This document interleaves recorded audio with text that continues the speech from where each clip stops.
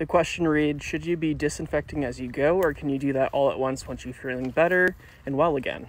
You're the only one in the apartment. So I want to first answer a different question, and then I'll address yours specifically. So the person with the COVID infection should not be the one cleaning the apartment, because as they're cleaning, they're going to be expelling respiratory droplets. So basically, you're going to be recontaminating, reinfecting the area as you're cleaning. So the people that are not sick should be the ones cleaning. Now for you expelling respiratory droplets, and you already have COVID. It's not like you're going to be reintroducing COVID. And even if you are, it doesn't matter because you're already fighting it off. So personally, I would just wait, since you're the only person in that apartment, to clean really thoroughly until after you're feeling better.